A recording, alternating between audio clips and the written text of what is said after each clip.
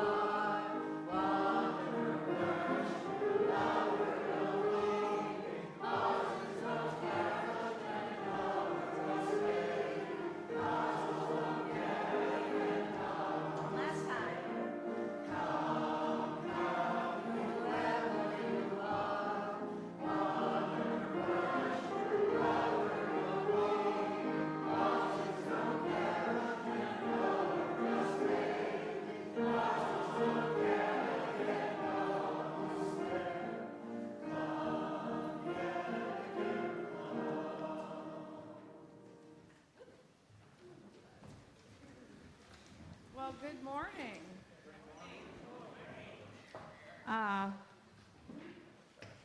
That was a great way to get us all in the spirit today. Welcome to the service this morning.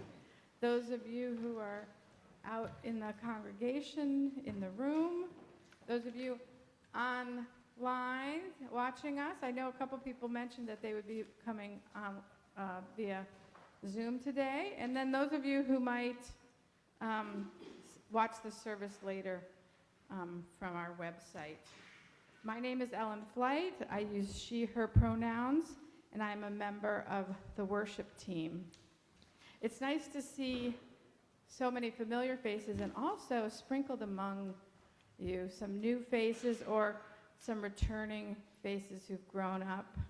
I think of Peter over there, who was a boy and now is a grown-up man. So, welcome, welcome. I'm delighted to be the worship associate this morning for Elio Farley, who is a familiar face for many of you. As you may know, he's off to seminary at Harvard Divinity School, where he will be enrolled full-time this fall. And being such a smarty pants, they got a full ride.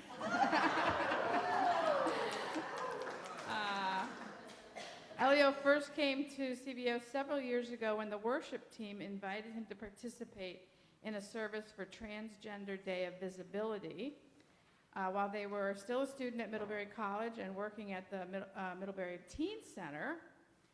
And I believe, and they have confirmed, that after that Sunday, they pretty much came every week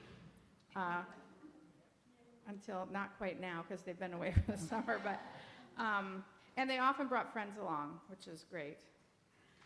Most recently, Elio served as a member of our search team, helping to bring our new full-time minister, Reverend Michael DeSantis, to us. Now, what you may not know is that in order to be an ordained minister, to enroll in divinity school, one must be sponsored by a congregation, which says, basically, yes, they would make a good minister at a congregation. And so we are the sponsoring congregation for Elio at Divinity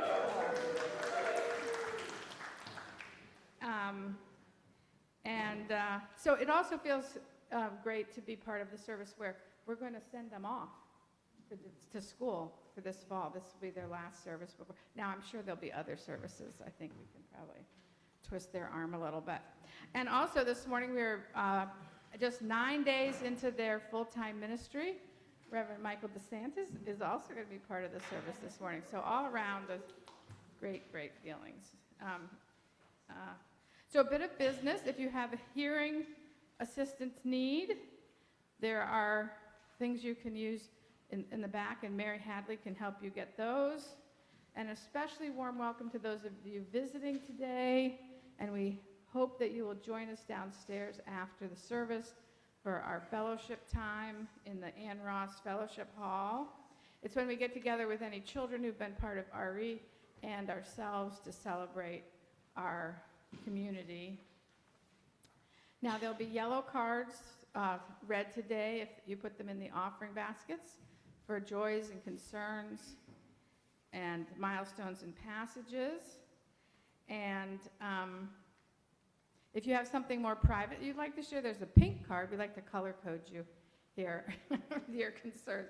There's a pink card that will go to the caring committee, who will reach out to you then to help with whatever you might have, or maybe the minister will do that.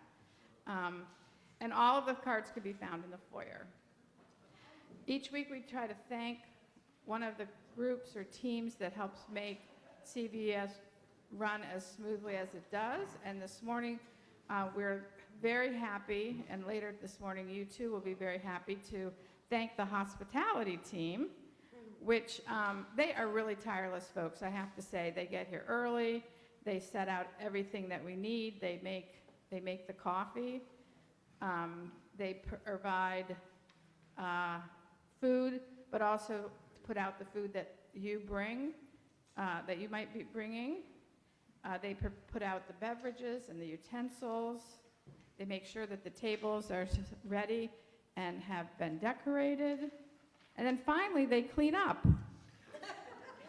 Often with the assistance of one or two of you who step up to wipe the tables down, get the dishes out of the carts. So it's a huge task, and yet they manage it with smiles and a welcoming, friendly attitude. So we don't want to name names, mostly because we might miss someone, and every person's contribution is important. But we'd like to thank the hospitality team for what they do. Each week, we acknowledge that we are gathered on the unceded lands of the Western Abenaki people.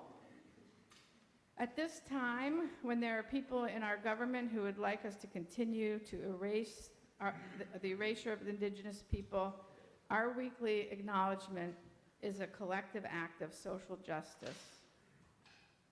Our acknowledgement reminds us of the people who lived on and were the stewards of the lands where we gather. Their descendants are our neighbors. You can learn more about the Western Abenaki by taking a look at the display downstairs in the Ann Ross Fellowship Hall, where there is some writings about the history and some art provided by the Vermont Abenaki Artists Association. And then it's each of our responsibility to also take the next step and say, what are we going to do? Not just sort of make this a pro forma acknowledgement. So this morning, our chalice lighting comes from Cooper Garrett, and Elio will light the chalice while we say the chalice lighting.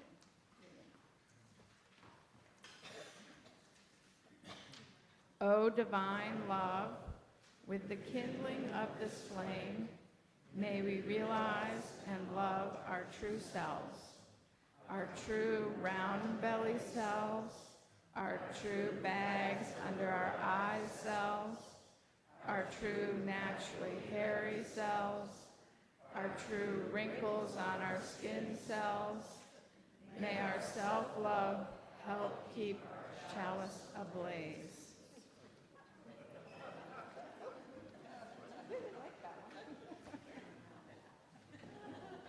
Y'all seem to like that one.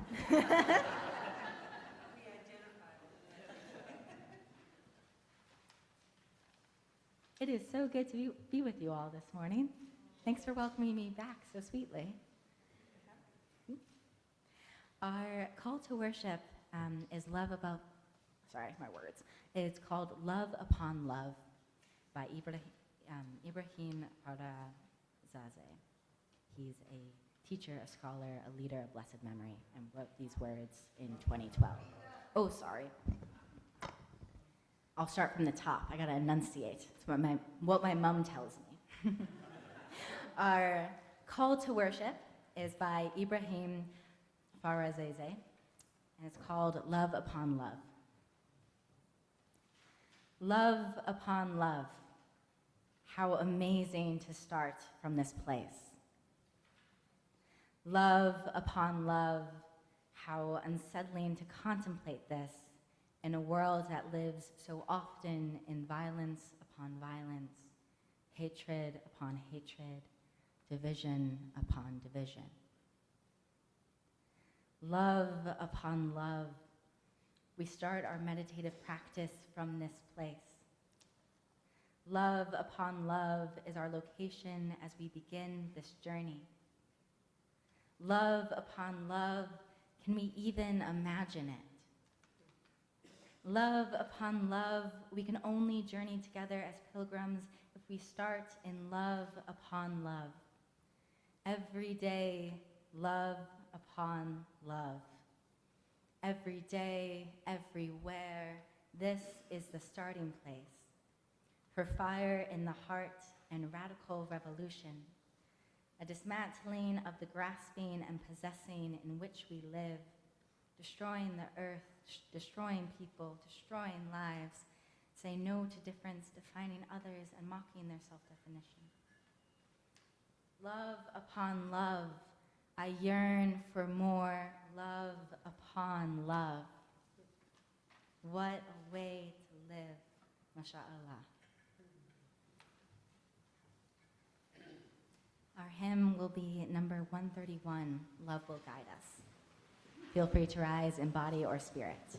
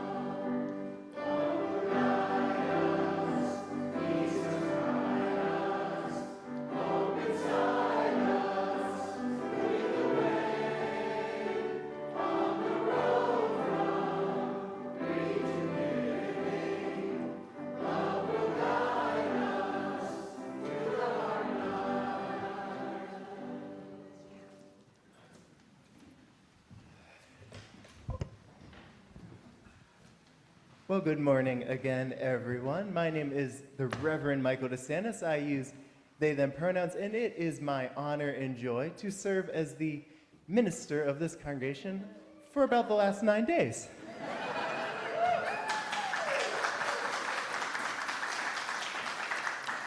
I want to once again just express my profound thanks for the way that you all have welcomed me to this place and this community, from the vegan raspberry bars that were waiting on my desk when I arrived, delicious by the way, to the honest and the heartfelt conversations that you all have been having over the last couple drop-in sessions I've had, to seeing some of you around town where you at least put on a smile.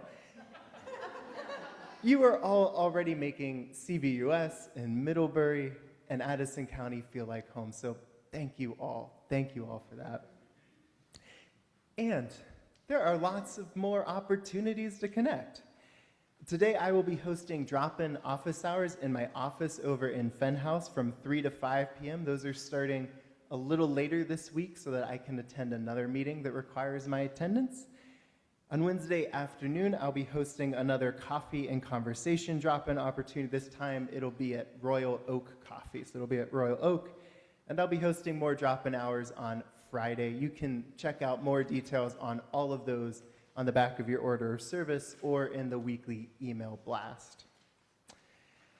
And if you are not able to come in person to attend those drop-in hours, just send me an email. My email is michael@cvuus.org. It's also on all of the things. I would love to schedule a time to meet with you, so just send me an email. We'll figure something out. There's two other things that I want to bring your attention to over the coming weeks about what is happening in our congregation. First is that there will not be Tai Chi tomorrow, so no Tai Chi tomorrow morning. On Monday, we are hosting the Community Music Center's musical theater camp, so they will be using the space. The other update that I want to give you all is that there will not be a beloved community picnic next Monday, so next Monday.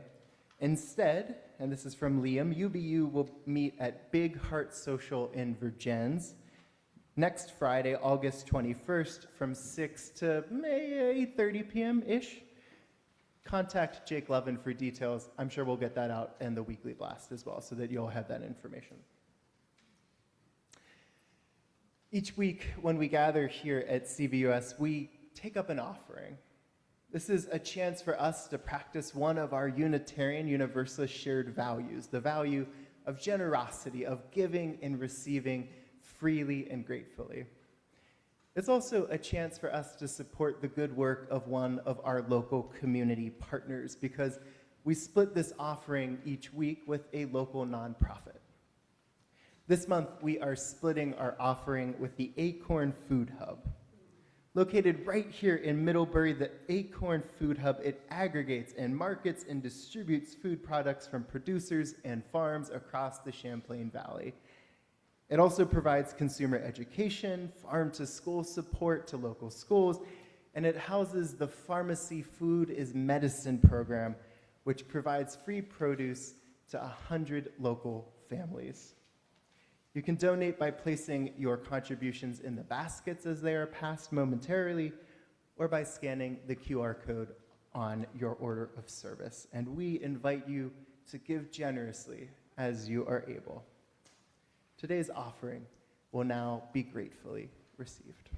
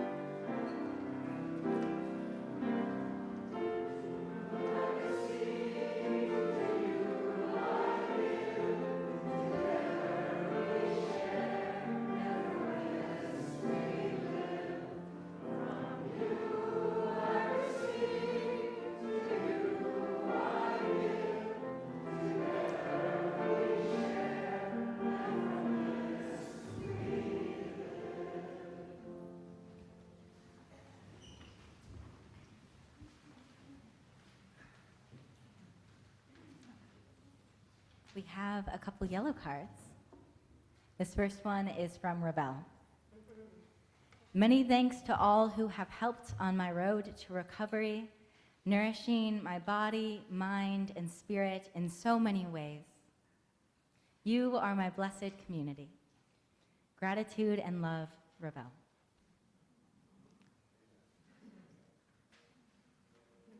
The next is from Mike and Liam. We are happily hosting our son Luke and his fiancée Bianca, who are visiting from South Australia. The last time Luke was at CVUUS was January 2020, where he made a memorable toast at Liam and Mike's wedding. This Sunday, Luke and Bianca will be exploring the best of Vermont, Ben & Jerry's, the less ostentatious politics of Montpelier, and kayaking on Otter Creek. Welcome. And sorrow is, yesterday in Cornwall, ICE abducted 2 of our neighbors. Yeah. Of course, we're paying attention to migrant justice and their calls to action from the family. And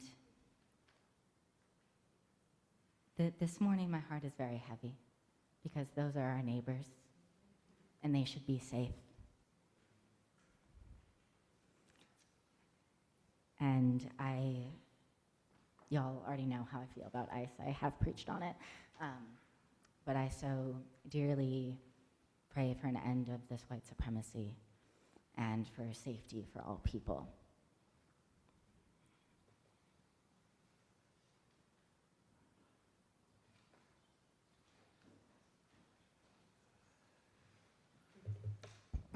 So this part says silence in your order of service. It's actually a meditation, so I invite you to just really sink into this space.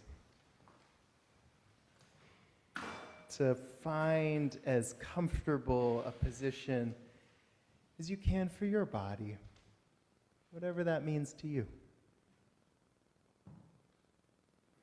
If it feels safe and if it helps you, you can close your eyes and focus on your breath. You can roll your shoulders back and unclench your jaw or any other muscles that you notice are just a little tight this morning. And there are so many reasons for them to be that way.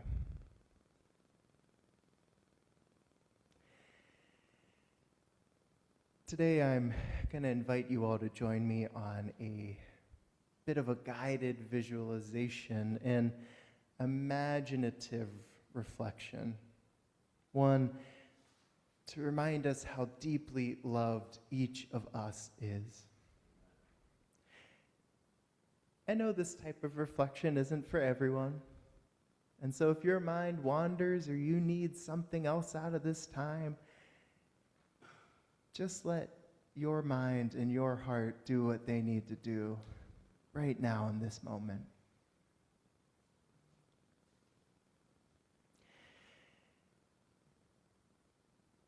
In this service where we're focusing so much on the power of love and our hearts, I invite you, if it is helpful to you, to put one or both of your hands over your heart for this meditation.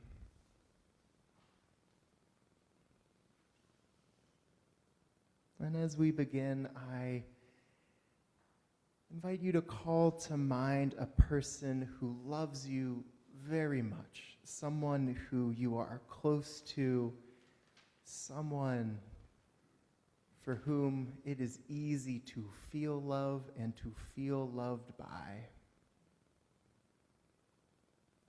This could be somebody from the present, it could be someone who is living, or someone who is from your past and who has passed on to become an ancestor.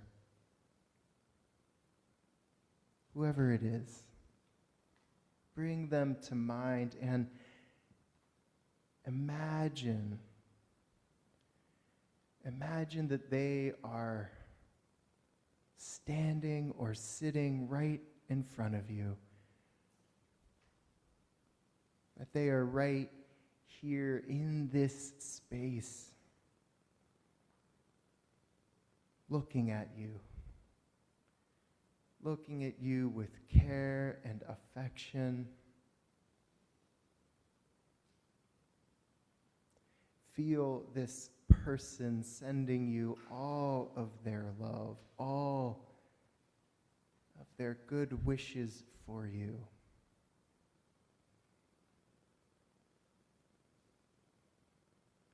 This person, they want only the best for you.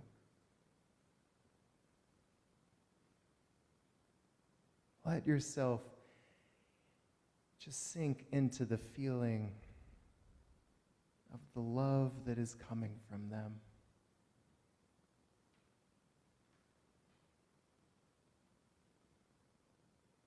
Linger in that love. Savor how it feels.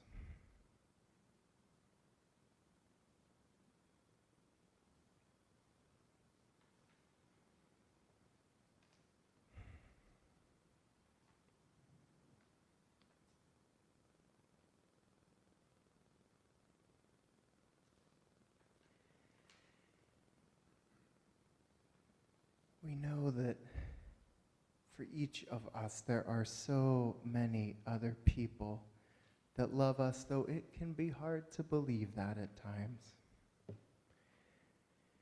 And so as this first person continues to sit or stand near you, sending you their love, you notice something else. Behind the first person, more people begin to emerge. More people, all of the people who love you and who have ever loved you.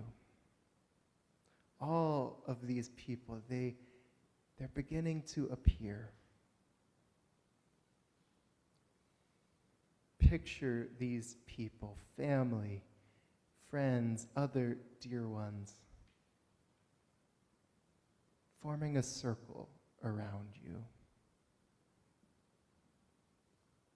Each of them sending you all of the love that they can muster, whether that's in the form of a smile or their arms stretched wide to embrace you.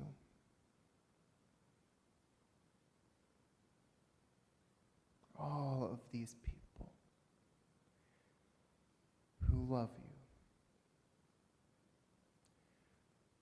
you so very much, are sending you all of their care, all of their good wishes and their love.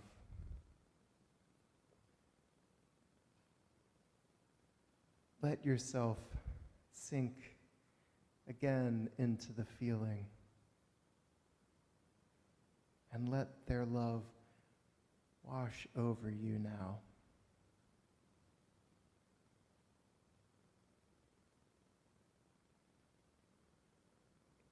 Let their love fill your heart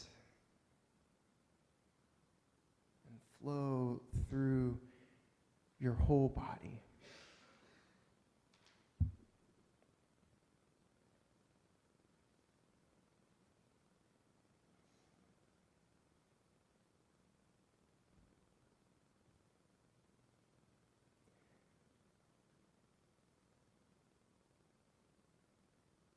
This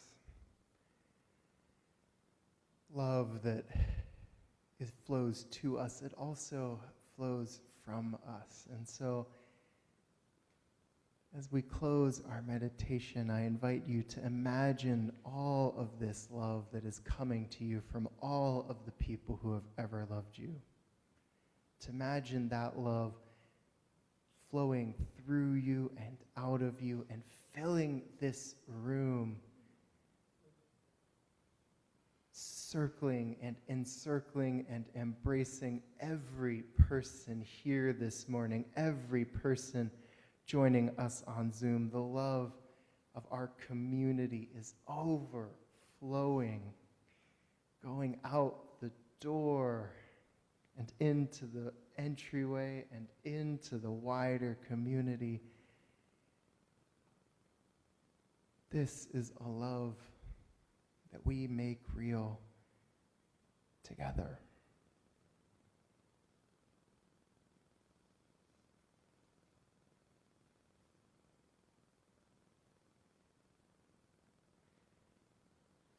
Dear ones, know that you can always return to this moment when you need it, because your loved ones are always in your heart, and you are always held in the abundant love of our beloved community.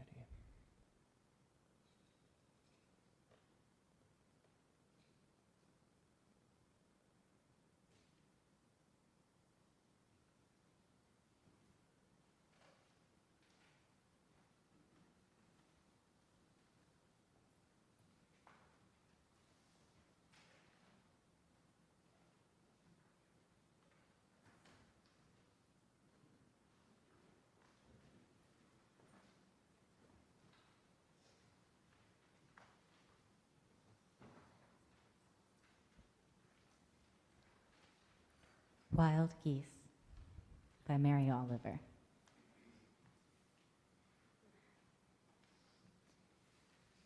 You do not have to be good. You do not have to walk on your knees for 100 miles through the desert repenting. You only have to let the soft animal of your body love what it loves. Tell me about despair, yours, and I will tell you mine. Meanwhile, the world goes on. Meanwhile, the sun and the clear pebbles of the rain are moving across the landscapes, over the prairies and the deep trees, the mountains and the rivers. Meanwhile, the wild geese, high in the clean blue air, are heading home again. Whoever you are, no matter how lonely, the world offers itself to your imagination, calls to you like the wild geese, harsh and exciting, over and over announcing your place in the family of things.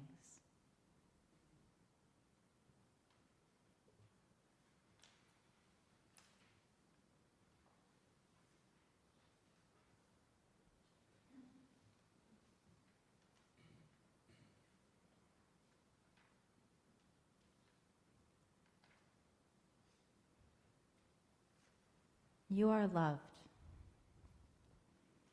completely,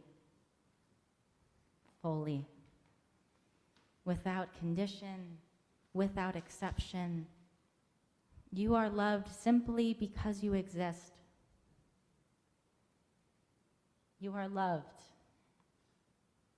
You are worthy of love simply because you exist. You are worthy of safety. You are worthy of community. You are worthy of joy. You are worthy of dreaming, simply because you exist. You do not need to do anything to be worthy of love or somehow prove yourself good enough to be loved. You just are. It is okay if you notice a soft twinge in your chest, or a hesitancy to believe that unconditional love could ever apply to you.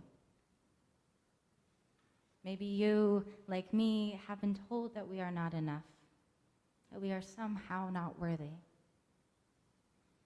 Maybe you, like me, live in a world that claims we're supposed to be perfect, to be worthy of decency. Maybe you, like me, sometimes believe that we are not enough. And if someone has made you feel like you are not worthy of love, then I am so sorry. We all deserve better than that lie, including the person who made you feel like that. And maybe you, like me, wish to end that cycle. The cycle of being made to feel unworthy so we make someone else feel unworthy. We take ourselves as unworthy. We impose unworthiness on others over and over the cycle of pain. Over and over, poking and prodding at our imperfections instead of loving what they are. A sign that we are human. An opportunity to offer grace. I invite you to believe that unconditional love is real. I encourage you to believe that you really are loved. Actually, I triple dog dare you to believe that you are worthy of unconditional universal love. I dare you to believe that everyone around you is also worthy of universal love. I dare us to believe that everyone we will ever meet and everyone we will never meet is also worthy of universal love. Because we absolutely are. Because a tradition that proclaims the inherent worth and dignity of all people, a tradition that values the interdependence of all life, is a tradition that ultimately demands the truth that we are just as worthy as our neighbor. If they are beloved, then so are we. And if we are beloved, then so are they. So let me speak the truth again. You are loved. Without condition, without exception, you are loved simply because you exist. And to the people that cannot hear my voice, whether they are just outside this building or way out past Pluto, they are loved too. None of us need to do anything to be worthy of love or somehow prove ourselves good enough to be loved. We just are. You may be hearing these words in a season of pain or uncertainty. In truth, it feels like our whole world is in a season of pain and uncertainty. And when we're in such deep pain, feeling what feels like an avalanche of inadequacy, it is so, so hard to feel worthy of love. It is so, so hard to let our brokenhearted and hurting selves accept love. It can be a challenge to feel capable of love. It is completely reasonable to question if love is even there. It is entirely possible to feel like love has somehow failed. But even in deep pain, love has not left us. Love has not failed. Love is both abundant and yet to be fully realized. Love exists in multiple dimensions.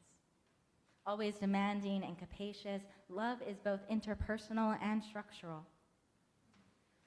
As much as we need loving people, we also need loving systems.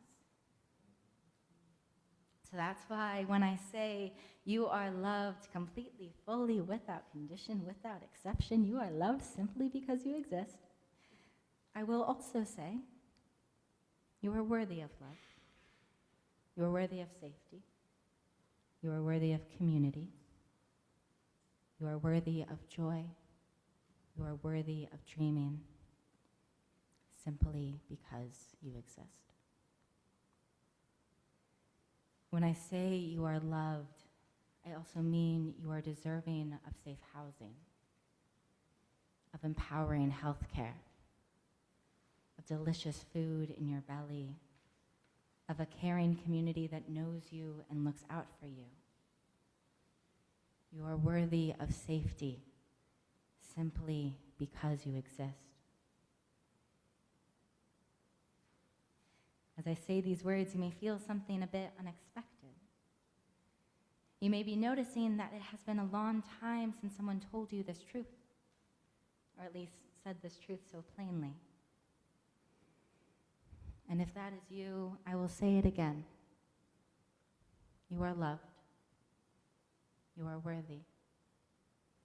You deserve safety. We all do. A few years ago, in one of my many seasons of deep grief, I asked a farmer friend why we're even alive. They said that we are here to love. And it's a very sweet memory now, but at the time I could not accept their wisdom. I was in an abyss of grief, mourning a friend I loved so dearly who was so unloved by the systems around us. And as my farmer friend was telling me how we're here on this earth to love, I was replaying the many moments I could have loved my now dead friend better. And the moments my friends and I loved her so well, it felt like maybe, just maybe, we could make up for the systemic disregard for her life. And I was so deep in my pain, trying so hard to get other people to care about my friend, and I was doing a rather poor job of loving the people, myself included, who are still alive. In the letter, read this if you are struggling with grief. The creative healing justice practitioner, Danuja Devi Jagannath, writes, "Everything we love will end one day. Everyone we love will pass. Staying alive and aging, then, becomes a complicated privilege. And as we continue to live and love, the things we mourn will multiply. Inside of that excruciating pain you feel right now is life, love, and a precious, broken, yet still beating mosaic heart. Cherish, protect, and honor it. Never be afraid or ashamed to grieve, as it is an expression of your love. Grief is and always will be a reflection of our capacity to love. And it is our grief that will keep us human in these times as fascism attempts to grow where solidarity belongs. We must let our humanity bring us together instead of tearing us apart. We must allow our grief to help turn us toward each other and be the glue that binds us together. My friend loved me when I felt so unworthy of love. They were loving me when I was in so much pain I could not recognize the love right in front of me. They were practicing love even though I did not know how to accept that care. I hope we all have friends who love us that well. I hope we all learn to be that friend that loves another so well. I have an organizer friend who does not like the phrase "you are loved." He doesn't like the passive voice. I appreciate that, and I refrain from telling him he is loved in the passive voice. I just tell him I love him and make sure to bring him food. Practicing love is a community commitment. And I say today that you are loved because although I do love you, and I really, really do, this universal love does not come from me. This love is so much larger than me, than any of us. Yes, I decide to practice love. Yes, we can decide to make real the truth of universal love. But the ultimate question of love has already been answered. We are all loved. None of us get to dictate who is worthy of love. We are loved regardless of if anyone says we are. We are loved regardless of if anyone chooses to practice love with us. And I do hope they do. Because no matter who you are, where you are from, whom you love, what you practice, whether you think you are worthy or not, you really are loved. And so even if this service is in many ways a love letter to this dear congregation, this loving message does not originate with me. I am merely a person who is naming this love that already surrounds and lives among us. And I do not mean love in a rom-com kind of way. Although if you want that, then I want that for you too. I mean a kind of love that's more everyday and more utterly divine than what the silver screen celebrates.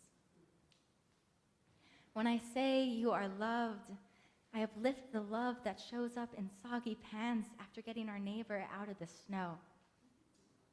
The love that has us drinking crappy coffee at 2 a.m. in the hospital. The kind of love we find in community defense and on the picket line. The kind of love that is felt in a quick hand squeeze when we are nervous. The kind of love that's in an unexpected summer jam delivery and the waved off excuse that the canner didn't seal right. The love that can be abundant in this world, the love I hope you know, is one of community, of showing up, of wraparound structural supports, of finding safety among other people.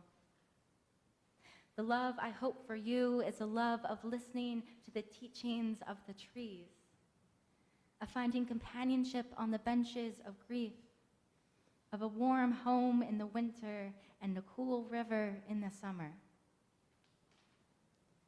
The love I hope for you is one where you can just be with your loved one in the hospital without doing the math of what this will cost you. One where a growing pain or a trauma response won't send you to juvie. A love where poverty is met with resources.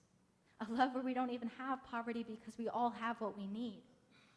A love where you can take your kid to daycare and not worry if you'll get shot if you get pulled over. A love where you don't die of medical neglect in a detention center.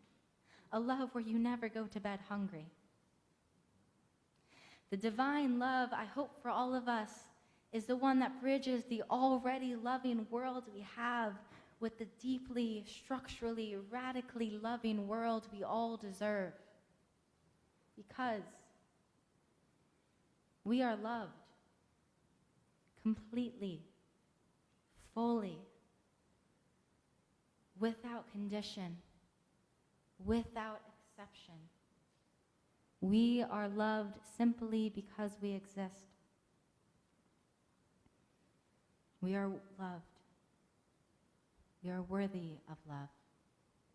We are worthy of a structurally loving world. We are worthy of safety. We are worthy of community. We are worthy of joy. We are worthy of dreaming. We just are, simply because we exist. We are loved. Amen, Ashe, and blessed be.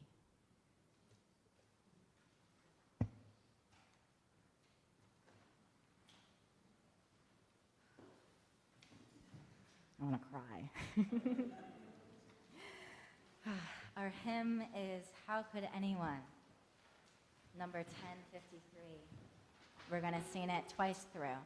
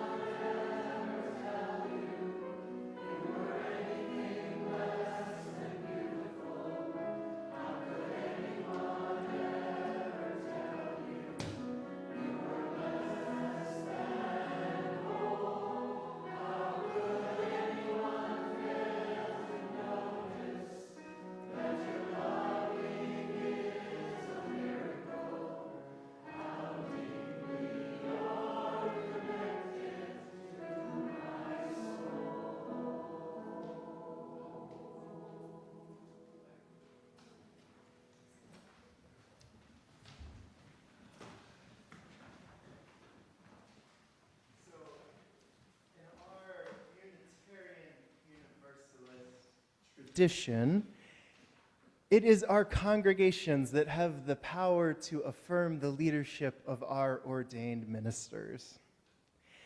The process of becoming a Unitarian Universalist minister, it is a long and involved one. There are lots of steps and trainings and experiences that all of our ministers have to go through before being credentialed by our national denomination. Competencies one must demonstrate. But at its core, this process, it is a series of people and specifically communities saying yes, of affirming the call of the person seeking to become a UU minister. It's a series of moments in which our congregations made up of lay people like you all, not some hired organization, when our congregations say, yes, we witness that this person is ready to help lead our communities. As many of you know, and as Ellen alluded to earlier, Elio is in the early stages of that process, this process of becoming a UU minister. In a few weeks, he will begin his first full semester of theological studies at Harvard Divinity School, which, as we all know, was founded in the 1800s as a seminary to train Unitarian ministers. Elio has said yes to our Unitarian Universalist faith, to serving it and its people and its communities. As our congregation, the Champlain Valley Unitarian Universalist Society, this place where Elio found and entered into our faith, has also said yes to Elio and his ministry. As Ellen said, in the spring, our congregation officially sponsored Elio for the ordination credentialing process. And while these sponsorships are important, I'll confess that they've always felt a little too bureaucratic to me. A little too bureaucratic to hold the fullness of a congregation's saying yes to an aspiring minister. So today, because as Elio said, love is a community commitment, and I would add a community practice, we're going to offer Elio a blessing as they depart us again to begin their studies. For those of you who watched my ordination in April or who have watched any ordination or installation, this will be very familiar, this ritual we're going to do. Together, we're going to be blessing Elio through the ancient tradition of laying on of hands. I'll give you all some instructions about how that will work in just a moment, but first, I want to invite you to just take a moment to think about your experience of Elio in our community, and to just put that experience and all of your hopes and your dreams for Elio into your hands, and if you're able to just rub them together a little bit, and to feel the warmth of your love for this human right here.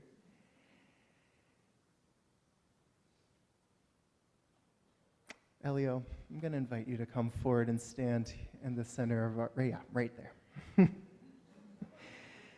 I'm going to invite the rest of you all now to come forward and to put a hand on either Elio's shoulder, or the shoulder of somebody who has a hand on Elio's shoulder, or the shoulder of somebody who has a hand on the hand of somebody who has a hand on Elio's shoulder. So you all can come forward and we can lay our hands with all of these wishes for Elio onto him as he begins this process.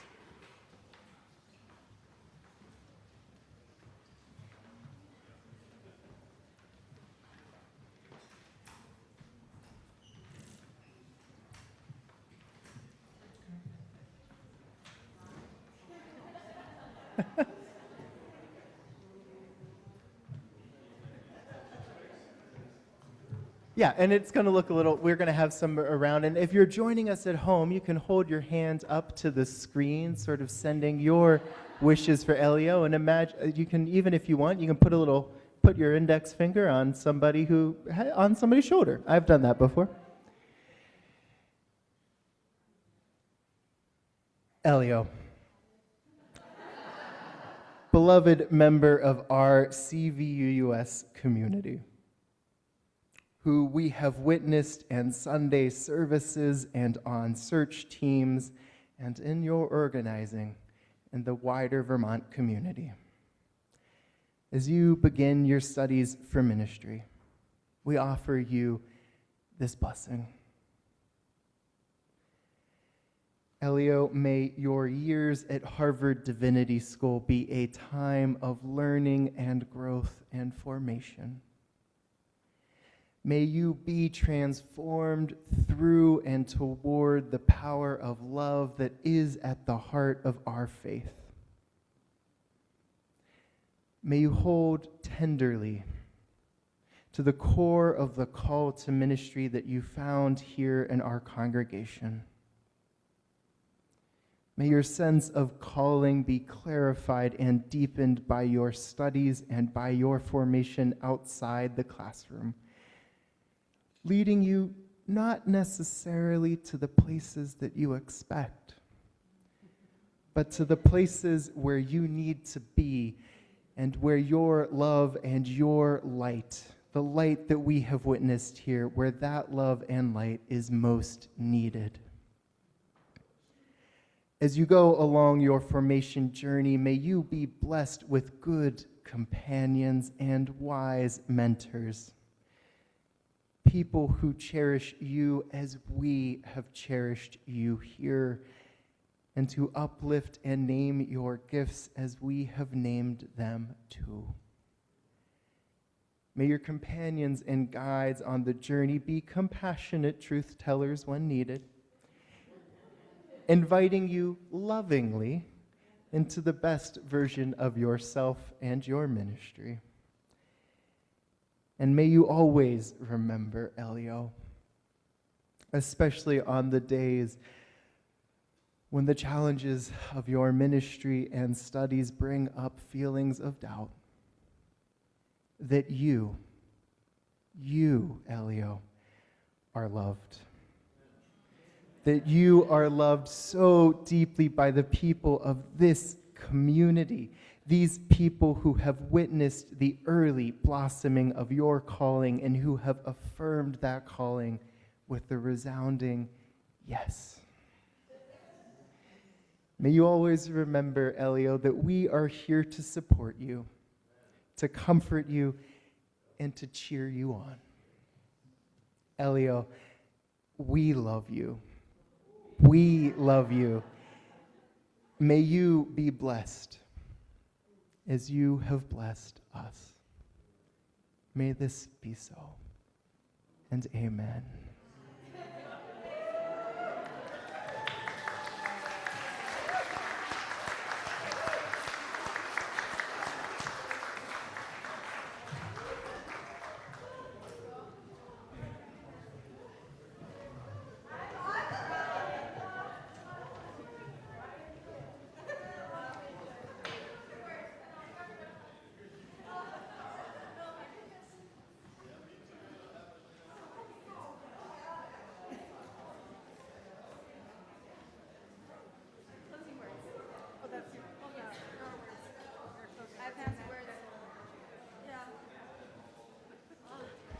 Oh my goodness.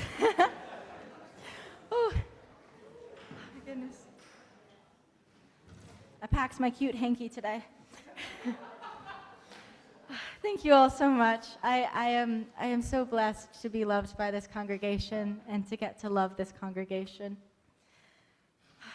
I do have closing words, and then I will give you all a hug during coffee hour, don't worry. Okay. Whew.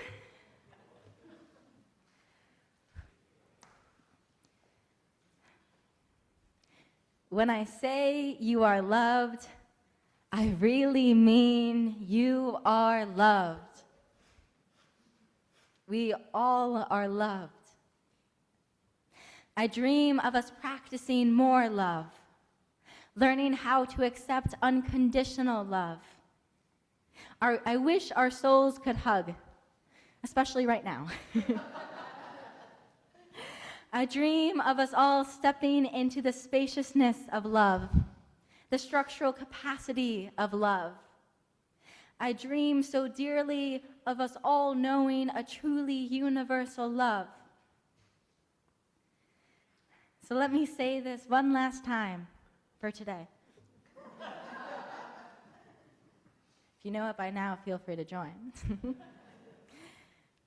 You are loved completely, fully, without condition, without exception.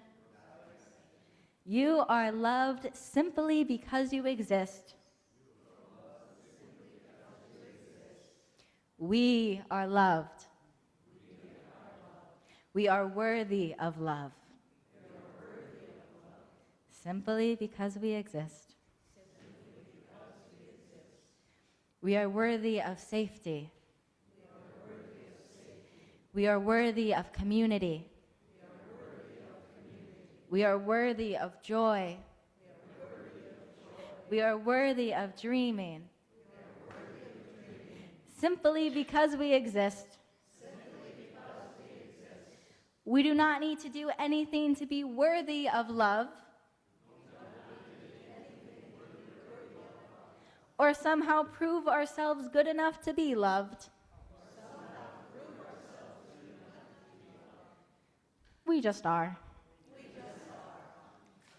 So from here to Pluto and beyond, we are loved. Thank you all so much.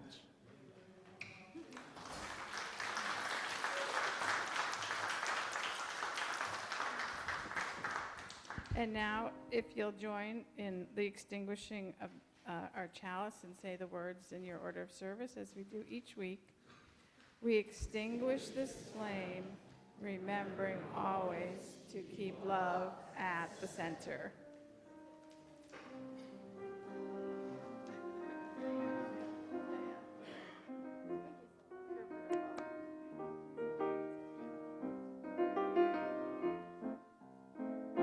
This is Carole King's Beautiful. Feel free to sing it if you know it. I will be singing it.